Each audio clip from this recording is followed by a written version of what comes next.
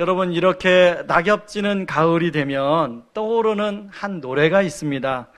여러분, 김도향 씨가 작곡, 작사하고 이종용 씨가 부른 난 바보처럼 살았군요 라는 노래를 아실지 모르겠습니다. 아마 7080 노래라 7080 세대는 그 노래 이게 다 아실 텐데 젊은 분들은 잘 어떨지 모르겠습니다.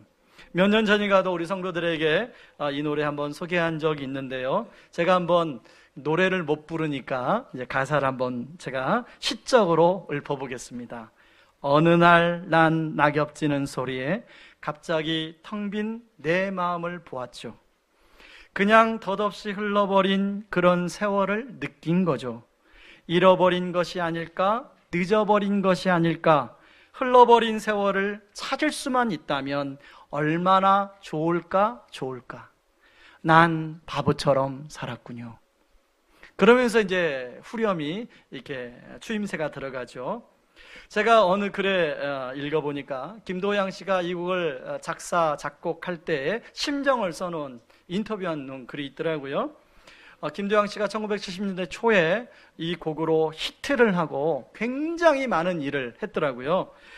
광고 음악 제작자로, 또 한때는 명상가로, 또 기수행자로, 도인으로 굉장히 많은 사람들에게 유명해지기 시작했습니다. 근데 어느 날 뭔가 열심히 사는데 문득 자기의 삶을 돌아보니까 마치 이 노랫말의 가사처럼 자신의 텅 빈 마음을 보게 되었다는 거예요.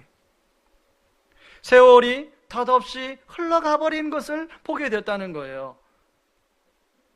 그러면서 후렴의 가사처럼 내가 바보처럼 살아가고 있는 건 아닌가 하는 생각이 들었다는 것입니다. 그런데요, 안타깝게도 김도향 씨의 사색이 거기까지 멈췄어요. 그러면서 그냥 그런 삶을 노래한 거죠.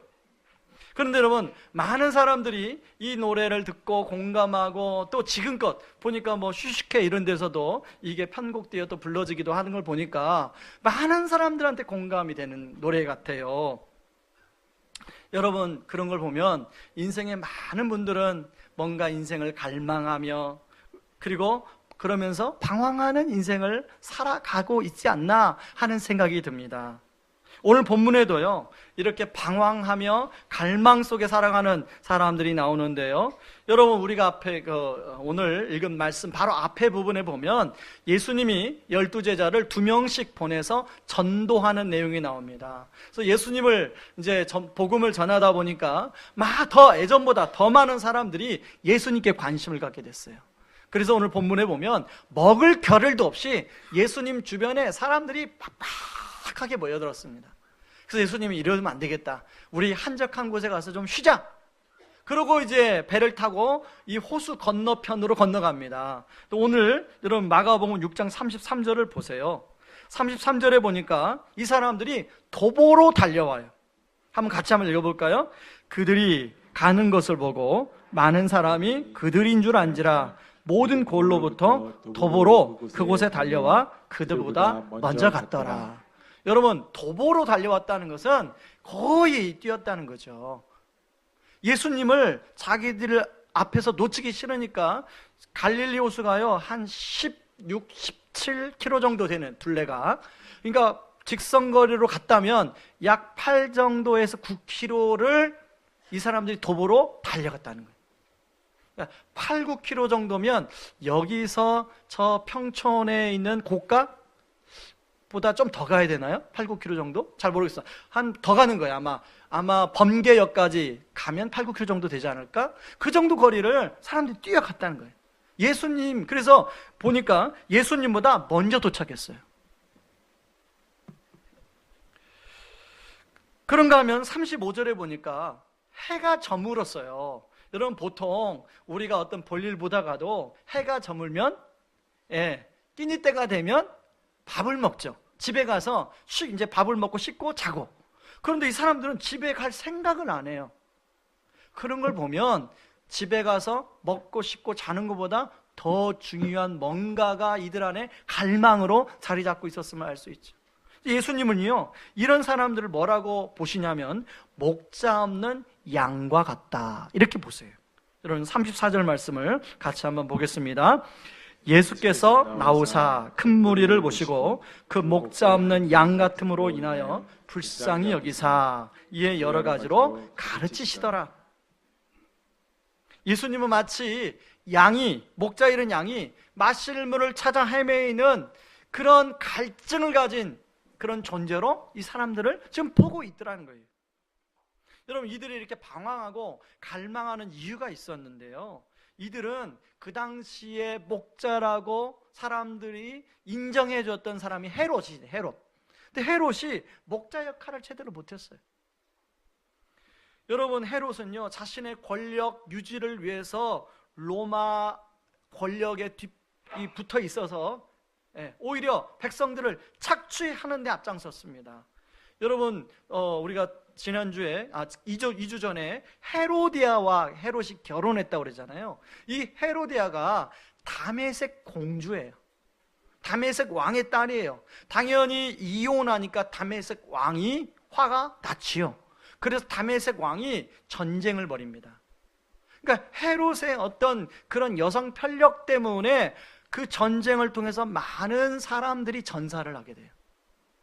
그러니까 그런 지도자를 백성들이 믿을 수가 없죠. 그것뿐만 아닙니다. 높은 세금을 걷기도 하고, 그러면서 자신의 생일잔치는 굉장히 성대하게 치르는 걸 볼 수가 있습니다. 근데 결정적인 것은요, 헤롯은 그렇다 치고 이들이 나름대로 목자라고 의지했던 정신적인 지주가 있었는데요, 바로 세례 요한이었습니다. 근데 그렇게 의지하고 나름대로 기댔던 정신적 지주였던 세례 요한이 갑자기 순교를 당했다는 이야기가 들려오는 거예요. 그것도 헤롯에 의해서 참수당했다는 이야기가 들려오는 거예요. 그러다 보니까 이 백성들 마음에는 텅 빈 마음이 되어버린 거예요. 여러분, 지난주에 우리 창세기 살펴보면서 하나님을 떠난 모든 인생은 방황하는 인생이다, 유리할 수밖에 없는 인생이다, 뭔가를 향한 갈망이 있는데 그 생명나무로 가는 길이 막혀버렸다라고 말씀을 드렸습니다.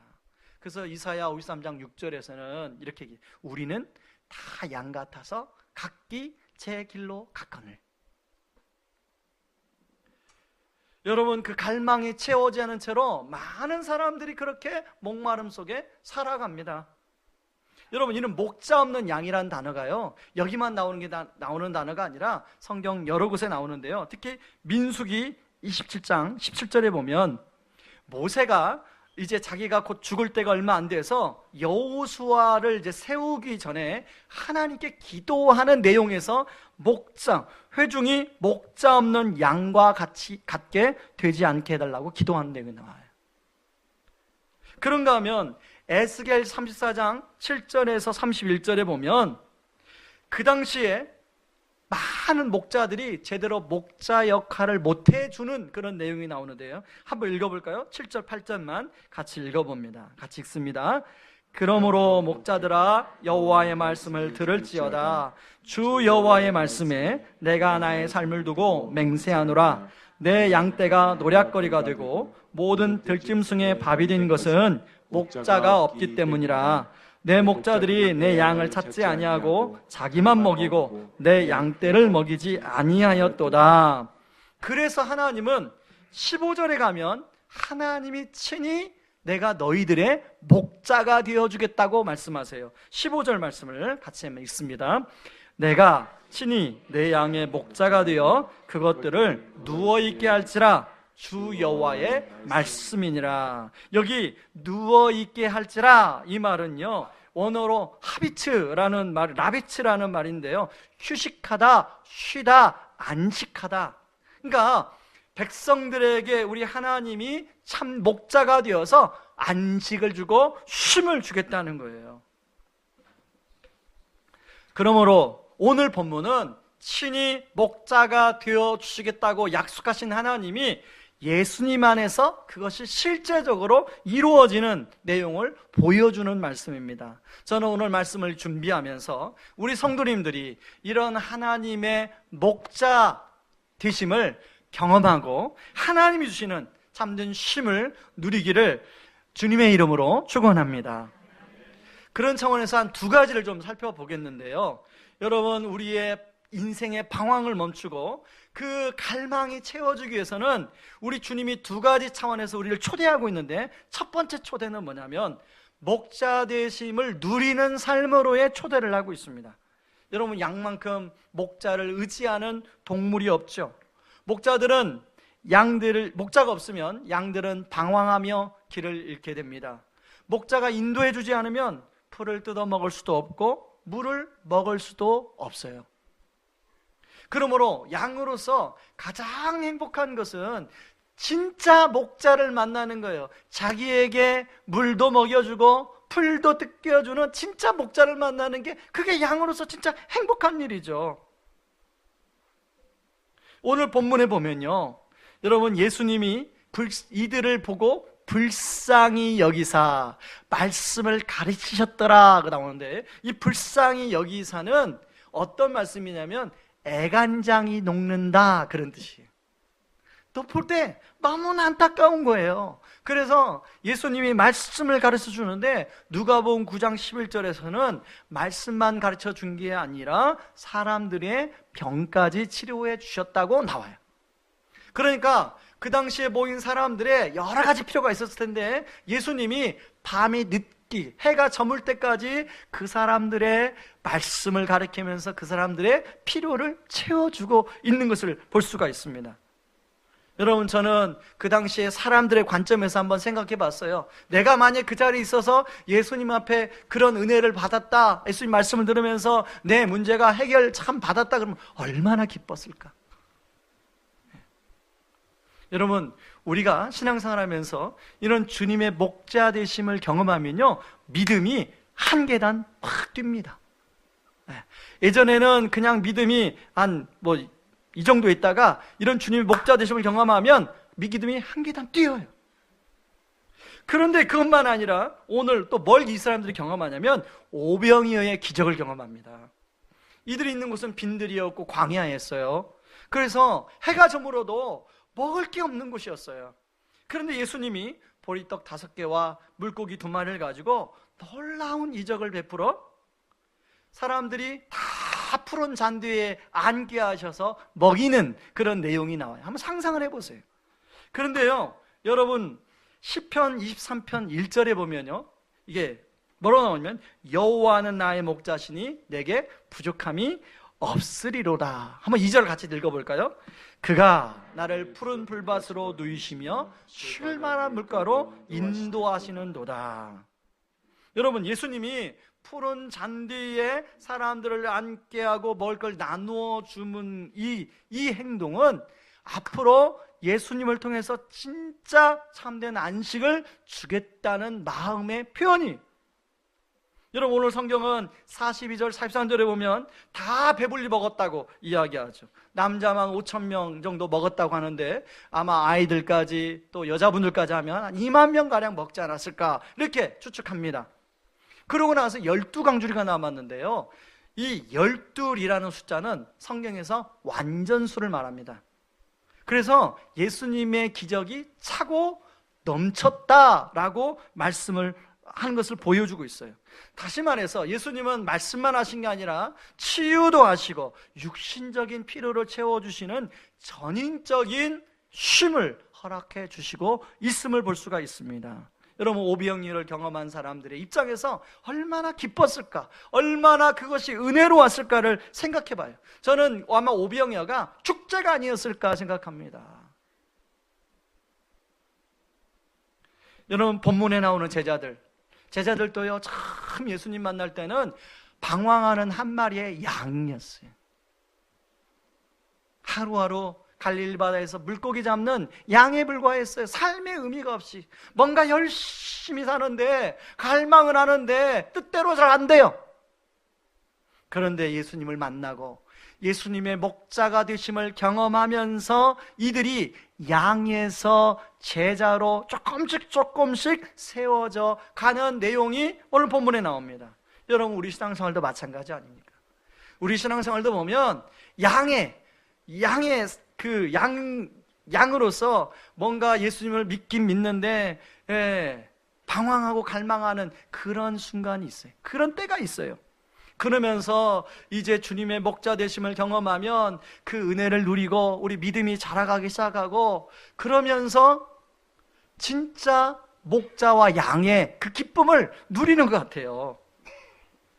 예전에 가을 특세 하기 전에, 바로 가을 특세 시작하기 전날 저희 제자반을 할 때 한 집사님 이야기를 했던 걸 제가 여러분들에게 했던 것을 여러분 기억하실 겁니다. 이 집사님은 그 직장에서 불량품 때문에, 이 집사님이 대기업에 뭘 납품하는데 불량률이 생겨서 모든 직장의 직원들이 쉬는 날도 없이 다 출근해야 돼. 근데 그 불량이 해결이 안 돼.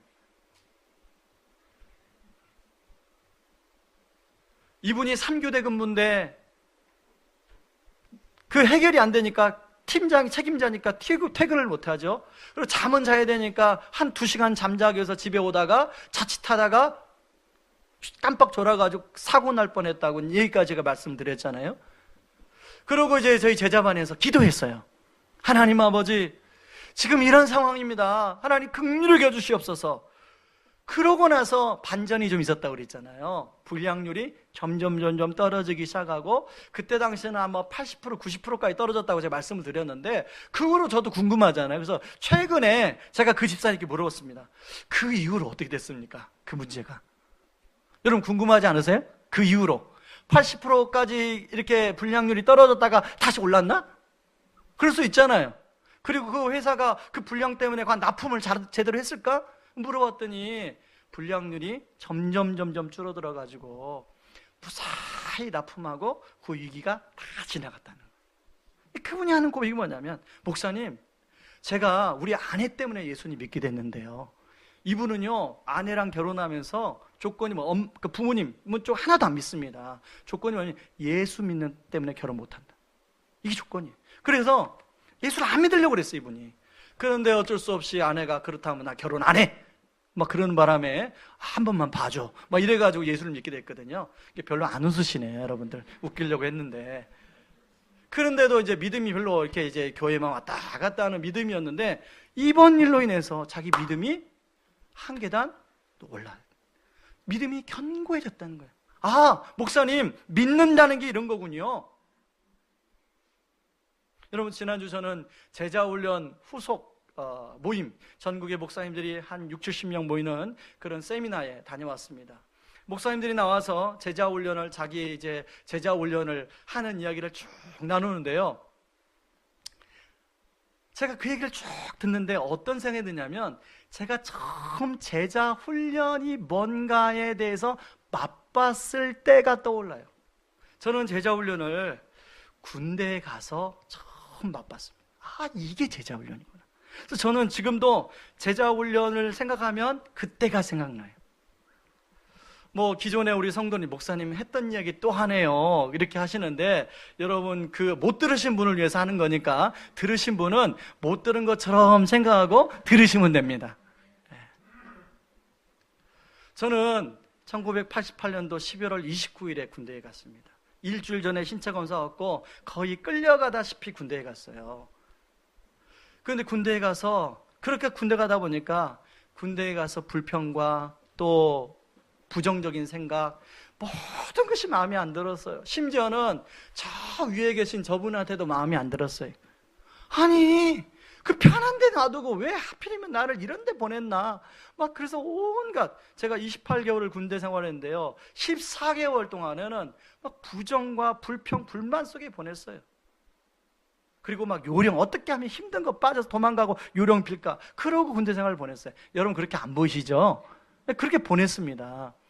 그런데 제가 군대에서 바로 이 주님의 목자 되심을 14개월 때 경험했어요. 그때부터는요, 하나님이 제 생각의 기반을 완전히 뒤집으셨어요. 얼마나 많은 은혜를 제가 받았는지 몰라요.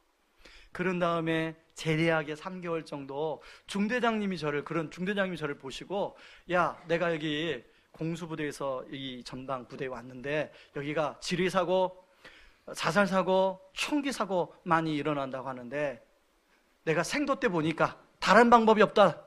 성경 공부하는 것밖에 방법이 없더라. 근데 네가 좀 성경 공부 한다고 내 들었는데 네가 성경 공부 좀 인도해봐라. 사실은 저는 6개월 전부터 기도했어요.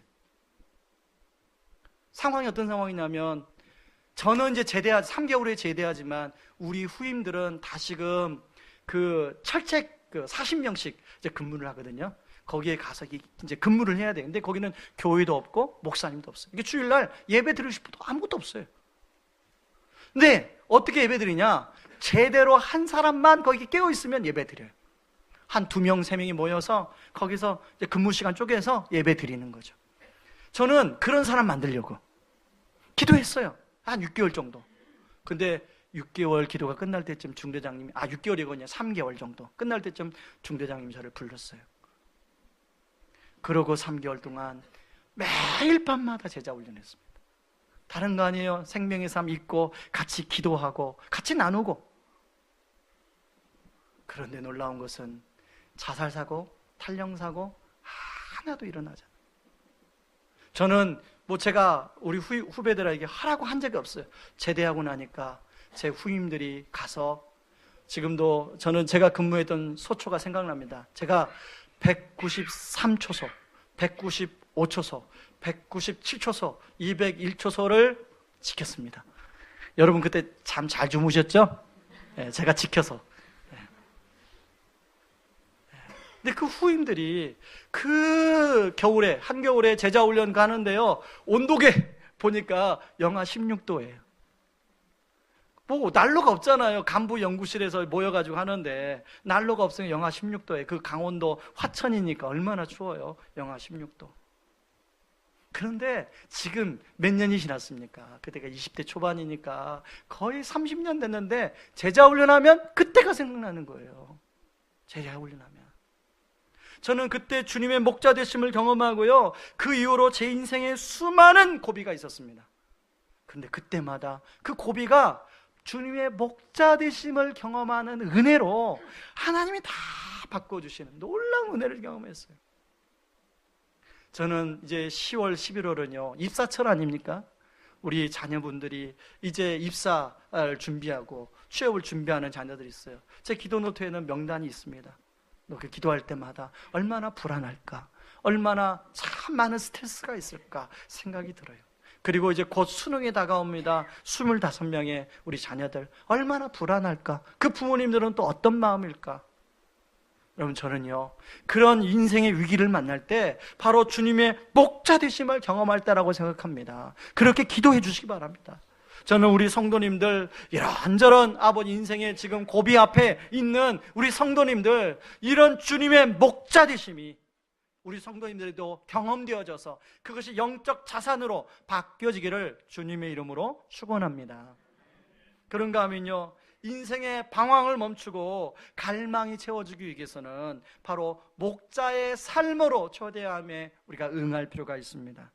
여러분, 인생의 방황을 멈추고 갈망이 채워주기 위해서는 목자의 삶을 통해서 진짜 인생의 의미를 알아야 돼요.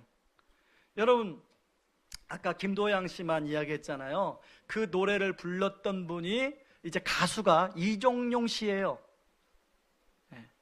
제가 이제 그 노래가 생각나서 검색하다 보니까 김도양 씨 노래도 나오고 이종용 씨 노래도 나오더라고요. 그래서 이종용 씨가 부른 노래를 제가 들어보니까, 나중에 부른 노래죠. 어느 교회 가서 간증하면서 불렀던 노래를 들어보니까 옛날에는 김도양 씨처럼 똑같이 그런 마음으로 불렀대요. 근데 지금은 그 노래가 자신의 신앙 고백이에요. 그런 바보처럼 살았던 나를 주님이 만나주시고 인생의 의미를 알게 하시고, 이분이요 지금 미국에서 목회를 하고 계시더라고요. 그런데 이렇게 목자로서 삶을 사는데 아주 중요한 점검해야 할 게 있는데요, 바로 주님이 오늘 본문에 보면 그걸 점검하고 있습니다. 자, 어떤 걸 점검해요? 자, 저물어 식사 때가 되었는데요, 제자들이 아주 현실적인 대안을 제시합니다. 이곳은 빈들이고 날도 저물어 가니 무리를 보내어 두로 촌과 마을로 가서 요기가 될 것을 사 먹게 하옵소서. 여러분, 굉장히 현실적인 대안 아닙니까? 아마 그런 상황이면 누구나 그런 제안을 할 거예요. 또 그게 맞다고 생각할 거예요. 예수님이 그 얘기를 듣고 야 맞아 그래 사람들 보내, 빨리 먹을 걸 사 먹으라고 보내, 사람들 더 굶기 전에. 그렇게 해야 되는데 예수님 뭐라고 하냐면 갑자기 너희가 먹을 것을 주라고 말씀하세요. 제자들이 먹을 거 없다는 거 알고 있거든요. 예수님도. 제가 예수님이 왜 이 말씀하셨을까를 생각하다 보니까 30절이 생각나요. 30절에 뭡니까? 지금 제자들은 전도하면서 귀신도 쫓아내고 또 병에 걸린 사람들도 낫게 하고 지금 그러고 돌아왔어요. 그게 제자들의 능력입니까? 주님이 함께 하심의 결과입니까? 함께 하심의 결과죠. 바로 예수님은 제자들에게 너희가 먹을 것을 주라. 너희가 없지만 너희가 전도 여행에서 주님을 의지할 때 함께 하신 것처럼 너희가 주님과 함께하면 너희도 먹을 것을 줄 수 있다. 그런 말이. 그런데요, 제자들은 이 주님의 의미를 이해를 못해요. 자, 여러분 요한복음 6장에 보면 이렇게 좀 더 자세하게 나오는데요. 요한복음 6장 5절, 6절을 말씀을 같이 한번 읽어봅니다. 읽습니다.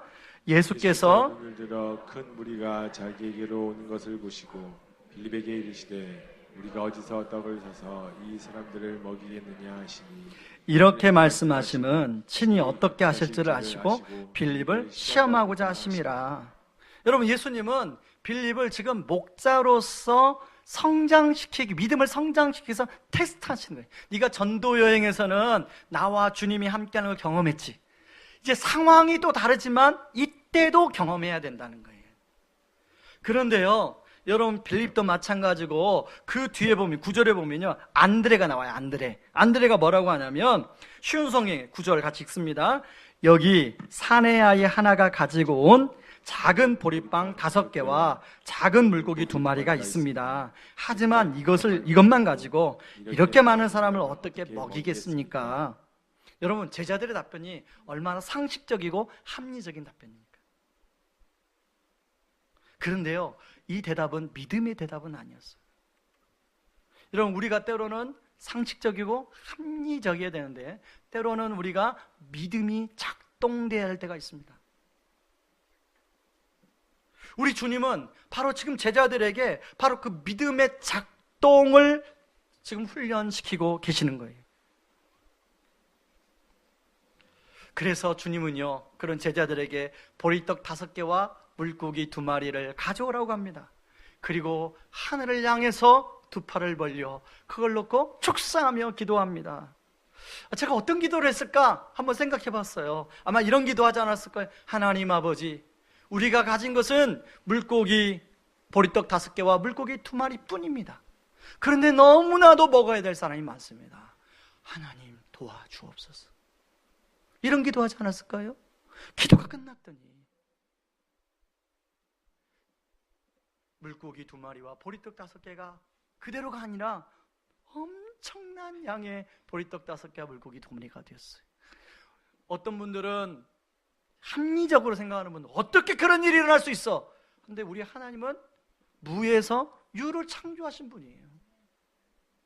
그리고 예수님은 제자들에게요, 그것을 직접 사람들에게 나누어 주도록 합니다. 여러분 제자들이 그렇게 합리적인 생각을 했던 제자들이 직접 그것을 나누어 주면서 어떤 마음이 들을까요? 야, 진짜 이런 일이 일어나구나. 야, 진짜 이런 일이 어떻게 일어나지? 막 그런 마음이 아니었을까요? 여러분 우리는 빌립이나 안드레처럼 내가 가지고 있는 것을 가지고 먼저 계산할 때가 많아요. 이성적으로 접근할 때가 많아요. 그런데요, 진정한 목자의 삶은 내가 가진 것만으로는 살 수가 없어요. 내가 가진 것을 주님께 의탁하고 의지해서 주님이 은혜를 베풀어 주실 때 비로소 목자의 삶을 사는 거예요. 여러분 여기에 물고기는요, 굉장히 작은 물고기, 이크두냐온이라고 아주 작은 물고기를 가리켜요. 여러분 우리가 가지고 있는 자원은 그냥 보리떡 5개도 아니에요. 물고기 2마리도 아니에요. 아주 작은 물고기 1마리일 수 있어요. 근데 그것조차도 주님 손에 붙들려 주님과 함께하면 놀라운 기적의 현장이 되는 것으로 바뀔 수 있습니다. 여러분, 내 힘과 내 노력으로 안 될 때가 있죠. 우리는 항상 한정된 자원을 가지고 살아요. 내 뜻대로 내 생각대로 안 될 때가 많아요. 바로 그때가 하나님의 은혜를 경험할 때입니다. 바로 그때가 하나님의 기적을 경험할 때예요. 목자가 된다는 것은 바로 그것을 경험해 봐야 목자의 삶을 살 수 있는 거예요. 우리 주님은요, 저와 여러분을 목자로 부르고 있습니다. 그냥 방황하는 인생, 그 양으로 그냥 살기를 원치 않으세요. 우리에게 자꾸 제자를 좀 훈련시켜서 목자의 삶을 살기를 원하세요. 목자의 삶으로 초대하고 있는 거예요. 가끔씩요, 제가 성도님들에게 이렇게 말합니다. 성도님, 이 봉사 좀 맡아 섬겨주십시오. 그러면 어떤 성도님은요, 목사님, 아멘입니다. 하나님, 나는 참 목사님, 나 요거밖에 은사가 없고 난 참 능력도 안 되는데 목사님, 제가 기도하면서 섬겨보죠. 이렇게 반응하는 분이 있고요. 또 어떤 분은요, 목사님, 사실은요, 저는 이거밖에 없어요. 그래서요, 난 아직 준비가 덜 됐어요. 나는 못하겠어요. 목사님, 다음에 하면 안 될까요? 이렇게 반응하는 분이 있어요. 자, 제가 여러분께 질문해 보겠습니다. 저는 이 두 부류 중에 어디에 속할까요? 여러분 물어본 게 아니에요. 저 물어본 거죠. 저는 이 두 부류 중에 전자일까요? 후자일까요?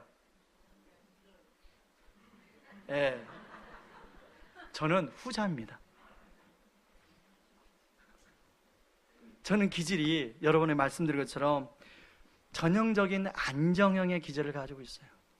그래서 여러분, 안정형이 장점이 있는데요, 장점은 뭐냐면 뭔가 맡겨주면 꾸준하게 감당해요. 그 성실해요. 이찬수 목사님이 그런 사람 좋아해요. 성실한 사람. 왕재천 목사님하고 그렇고 전상출 목사님도 좀 그런 비슷한 게 있어요. 왜냐하면 목사님이 그 부분이 좀 잘 이렇게, 목사님은 약간 전형적인 기질이 다혈질이거든요. 그렇기 때문에 굉장히 변화가 많으세요. 아침에 결정했던 게 저녁에 달라지고 저녁에 결정이 아침에 달라져. 지금은 좀 바뀌었어요. 근데 저희 있을 때 이제 그렇게 많이 그러셨어요. 그러니까 뭔가 그걸 뒷받침해 주려면 뭔가 꾸준하게 그걸 감당해 주는 사람이 필요해요.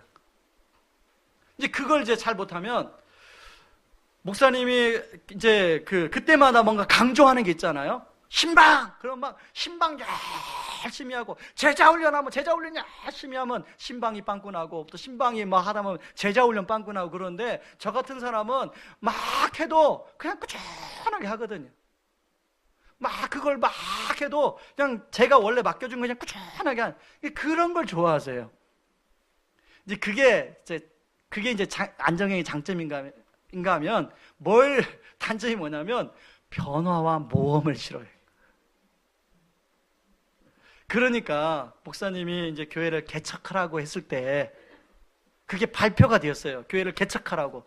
개척하라고 발표되기 전에 이제 목사님이 이제 안식년 갔다 오셔가지고, 그 전까지는 한 번도 교회 개척 얘기가 없는데 교역자들을 쫙 모아놓고 내가 교회를 개척을 2명을 시키려고 기도 응답을 받고 왔다.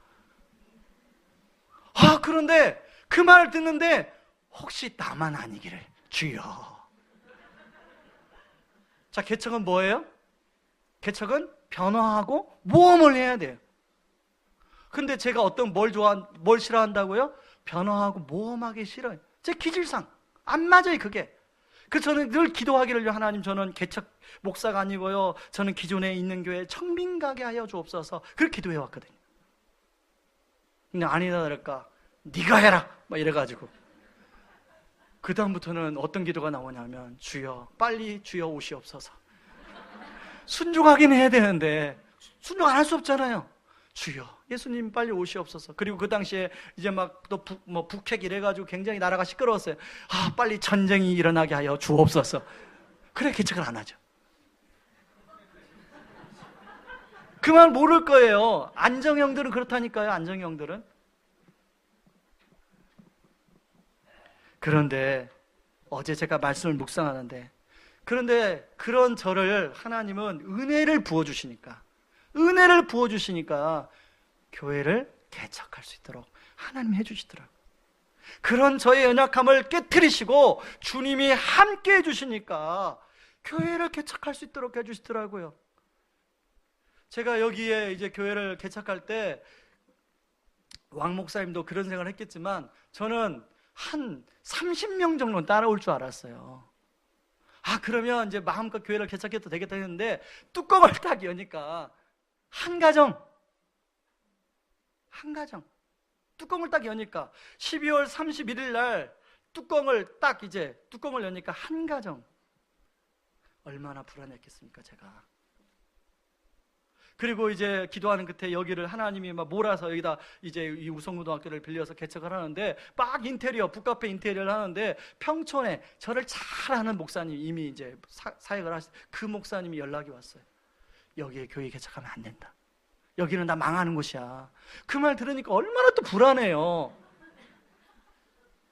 그런데 주님이 은혜를 주시니까, 그렇게 은혜 주시니까 불안하지만 가야 되잖아요, 그 길을. 여러분들이 지금 여기 다 앉아 계시잖아요. 아마 그분이 지금 보시고 그때 내가 말 잘못했구나 아마 그러실 거예요. 그런데 여전히 제 안에는 안드레와 빌립과 같은 모습이 제 안에 있어요. 왜? 자기 기질을 안 떠나잖아요. 하나님이 여러 교회를 개척하고 담임 목회를 하면서 지경을 많이 넓혀 주셨음에도 불구하고 제 안에는 여전히 안드레와 빌립과 같은 그런 모습이 있어요. 어제 말씀을 준비하는데 기사봐, 너 여전히 보리떡 5개와 물고기 2마리만 밖에 없다고 그렇게 주저앉고 있을래? 이제 너에게 믿음이 작동돼야 할 때가 아니냐. 저한테 막 책망하시는 말씀을 통해서. 여러분은 어떻습니까? 여러분은 여러분 손에 쥐어진 보리떡 5개와 물고기 2마리밖에 없다고 주저앉고 있지는 않습니까? 그걸 가지고 주님 앞에 가지고 나아가 주님께 기도하면 하나님이 그걸 통하여 기적의 현장으로 바꾸어 주시는 은혜를 줄 줄 믿습니다. 저는 의왕 우리 교회 모든 성도님들이 방황하고 그런 유리하는 그런 양과 같은 인생이 아니라 주님의 목자 되심을 경험하고, 그리고 자신의 기질의 한계를 뛰어넘어 함께 하시는 하나님을 경험함으로 목자의 삶을 살기를 주님의 이름으로 축원합니다. 우리 시간에 같이 찬양하고 기도하겠습니다. 성령이 오셨네 라는 찬양이에요. 여러분, 이 찬양의 가사를 보면요, 허무한 시절 지날 때, 깊은 한숨 내쉴 때, 우리 그런 때가 있었잖아요. 양처럼 방황하고 뭔가 찾기 위해서 이리저리 다니는데 갈망 때문에 채워지지 않은 때가 있었잖아요. 그런데 감사한 것은요, 그런 우리를 바라보시고 탄식하는 분이 계시대요. 그런 우리를 불쌍히 여기시고 목자 되어주려고 기다리는 분이 계시대요.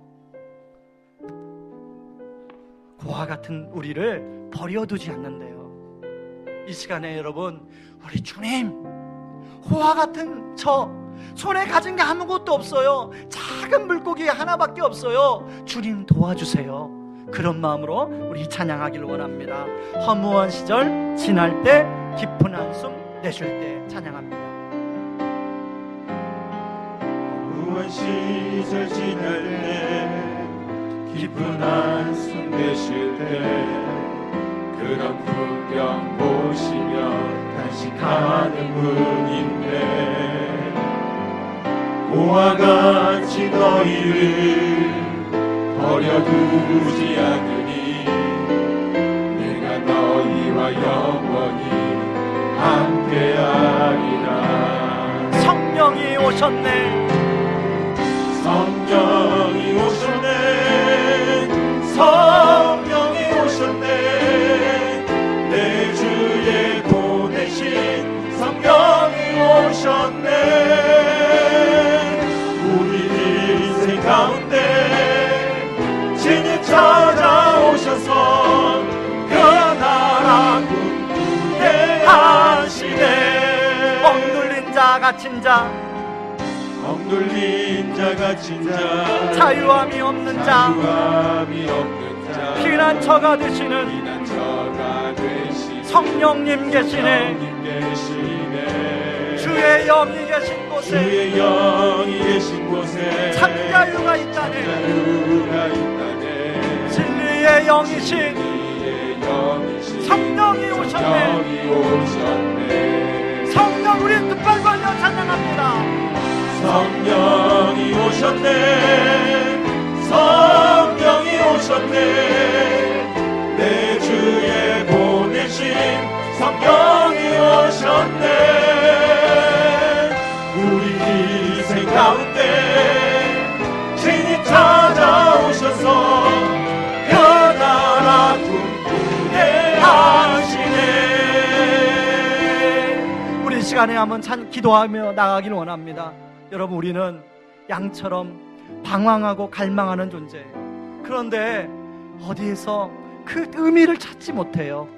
그런 우리 인생 산다면 주님의 목자 되심을 하나님 맛보게 하여 주시옵소서. 주님, 저도 주님의 목자 되심을 맛보게 하여 주셔서 교회는 나오지만 믿음이 늘 흔들리는 믿음이 아니라 견고한 믿음 되게 하여 주시옵소서.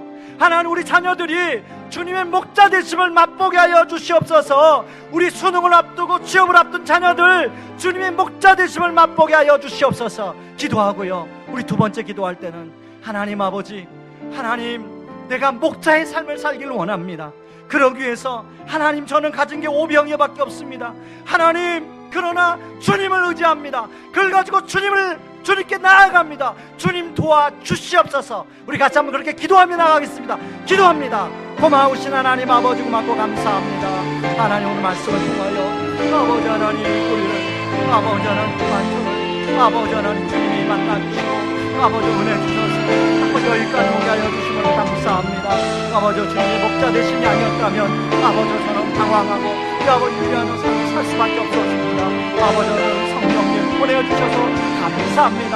아버지 뿐만 아니라 아버지 저를 목자의 삶으로 주게 하여 주셔서 아버지 하나님 인생의 의미가 아버지 무엇인지를 알게 하여 주시고 아버지 그 삶을 향하여 나아가게 하시고 감사합니다. 여전히 아버지 하나님 오셨네.